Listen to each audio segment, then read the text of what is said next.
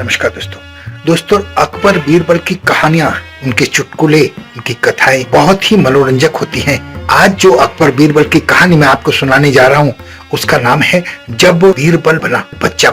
दोस्तों, एक बार की बात है, बीरबल को दरबार में आने में देर हो गई। राजा अकबर बड़ी बेसब्री से बीरबल का इंतजार कर रहे थे। जैसे ही बीरबल दरबार में पहुंचे, अकबर ने बीरबल से देरी से आने का कारण पूछा। बीरबल, तुम इतना देर से कैसे आ रहे हो?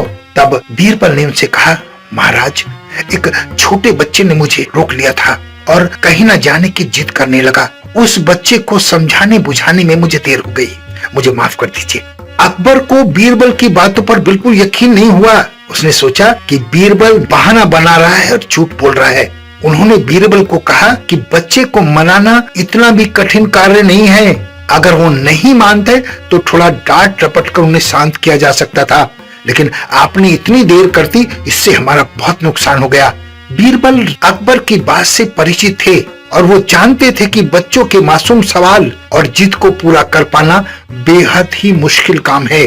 जब बादशाह अकबर इस बात से संतुष्ट न हुए तो बीरबल को एक उपाय सूझा। उन्होंने राजा के सामने एक शर्त रखी। उन्होंने कहा कि वो इस बात को सिद्ध कर सकते हैं कि छोटे बच्चों को समझाना बहुत मुश्किल काम है। इसके लिए उन्हें एक छोटे बच्चे जैसा व्यवहार करना होगा और राजा को उस छोटे बच्चे को समझाना होगा।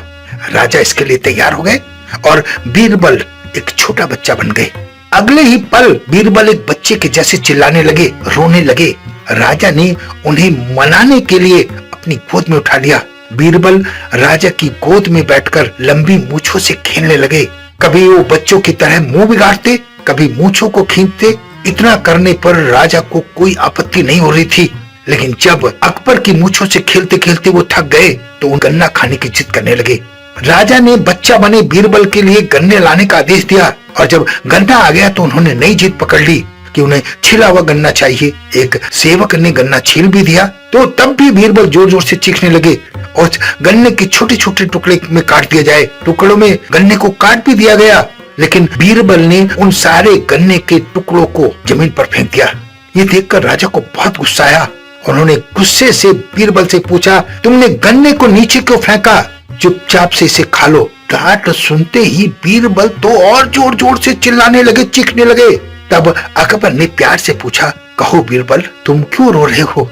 तब बीरबल ने जवाब दिया, मुझे छोटा नहीं, एक बड़ा गन्ना चाहिए। अकबर ने उन्हें बड़ा गन्ना लाकर दिया, लेकिन बच्चा बने बीरबल ने उसे हाथ तक नहीं लगाया। अब राजा अकबर का गुस्सा बढ़ रहा था और उन्होंने बीरबल से कहा कि तुम्हारी जिद के अनुसार तुम्हें बड़ा गन्ना लाकर दिया है, अब इसे खा क्यों नहीं रहे हो? बच्चा बने बीरबल ने जवाब दिया, मुझे इसके छोटे छोटे टुकड़े से जोड़कर एक बड़ा गन्ना बनाकर खाना है। राजा ने बीरबल की जिद को सुनकर अपना सिर पकड़ लिया और फिर जाकर अपने सिंहासन पर बैठ गए और बीरबल की बात मान ली।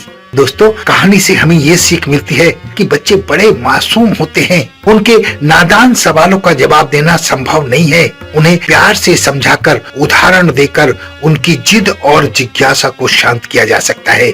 आशा है अकबर बीरबल की कहानी को आप अपने जीवन में जरूर उतारेंगे। इनकी इस बात को अपने जीवन में उतारकर अपने बच्चों के साथ बहुत प्यार से व्यवहार करेंगे। अपना बहुत ध्यान रखें, हंसते रहें, मुस्कुराते रहें, खुश रहें। धन्यवाद।